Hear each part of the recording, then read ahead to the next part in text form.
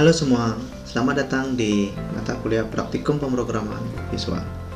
Kali ini kita akan bahas materi tentang struktur kontrol seleksi. Nah, di pb.net, struktur kontrol seleksi itu ada beberapa. Dalam hal ini, pertama ada if tunggal, di mana if tunggal ini penulisannya seperti ini, di mana if kondisi, jika kondisi benar, then perintah akan dijalankan. Jika kondisi salah, dia langsung nanti. Variasi if yang kedua ada if else. Bedanya dengan pertama, di sini bisa menangani dua kondisi benar dan kondisi salah. Jika kondisi benar, dia akan menjalankan perintah yang pertama. Sedangkan jika kondisinya salah, dia akan menjalankan perintah di dalam blok else. Yang ketiga ada if else. Yang pertama, jika dia menjalankan kondisi yang pertama, dia akan menjalankan perintah yang pertama. Yang kedua, jika kita memiliki kondisi yang kedua, jika kondisi kedua benar, dia akan menjalankan perintah yang kedua. Dan yang terakhir, jika kondisi pertama dan kedua itu false, dia akan menjalankan perintah di else. Langsung kita masuk ke Visual Studio atau pb.net. Kita create new project.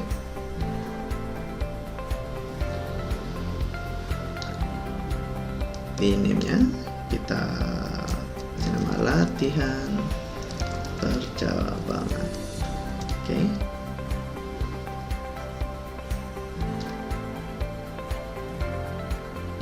Nah, kita akan membuat sebuah program sederhana yang menerima inputan sebuah nilai, kemudian membandingkannya. Misalkan memasukkan nilai 80, dia akan lulus. Jika lebih kecil dari 80, dia tidak akan lulus. Pesan yang muncul di sebuah message box. Kita tambahkan dulu komponen-komponennya.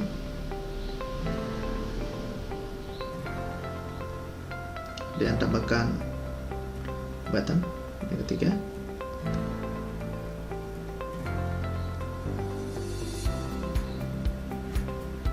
Seperti biasa, label kita ubah. Teksnya masukkan angka, text box,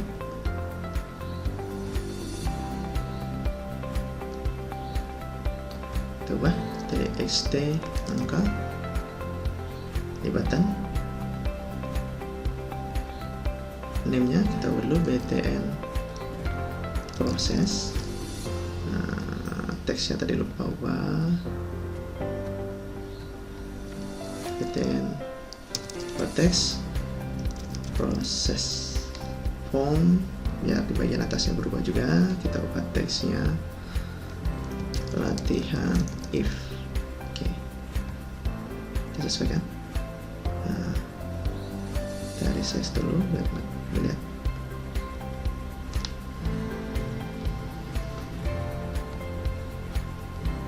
Prosesnya klik 2 kali. Kita mau kasih kode di sini. Pertama, kita buat sebuah variabel dim angka as integer. Kemudian kita mau simpan dulu tx angka sama dengan, kita ambilnya dari txt.x. Nah, kita mau masukkan ke dalam if angka. Sekarang kita mau bikin, kalau dia nilainya lebih besar dari 80, dia lulus. Kalau lebih kecil, dia tidak terjadi apa-apa. Dan karena kita menggunakan if tunggal, dan kita mau memunculkan pesan seperti message box, Anda lulus.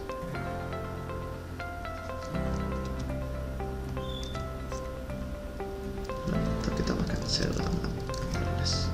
Oke, coba. Kita masukkan 85. Selamat, Anda lulus. Kalau kita masukkan di bawah 80, misalkan 75, nah, tidak terjadi apa-apa karena di sini menggunakan if tunggal. Biar bisa menangani dua kondisi benar dan salah, kita tambahkan else di sini. kita tambahkan dulu. Jadi kalau else nya di sini. Selain itu, yes, message box.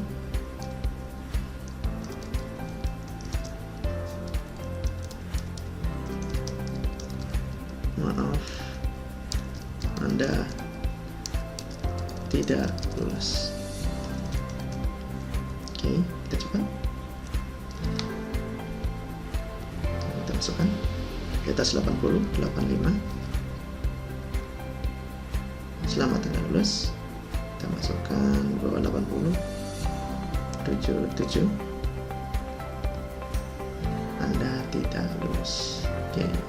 Penjelasannya adalah di sini jika dia lebih besar dari 80, dia akan masuk ke true. Berarti message box yang pertama, selamat Anda lulus. Kemudian jika dia lebih kecil dari 80, berarti kan di sini dia lebih besar dari 80 si angka kondisinya, berarti dia akan tidak lulus. Nah, gimana kalau ada kondisi lebih dari satu? Nah, kita bisa menggunakan else if.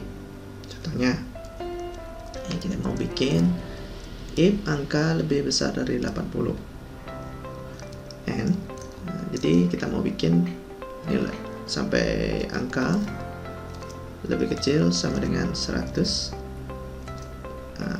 Jadi jika dia angkanya 80, lebih besar dari 80 dan lebih kecil sama dengan 100, jadi kita kasih message box-nya nilai Anda adalah A.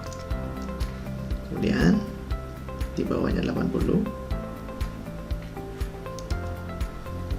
Ada dua kondisi, kita tambahkan if angka lebih kecil dari 80 dan angka misalkan lebih besar dari 70, besar sama dengan, jadi message box-nya nilai Anda adalah B. Dan kita mau masukkan kondisi yang ketiga, misalkan else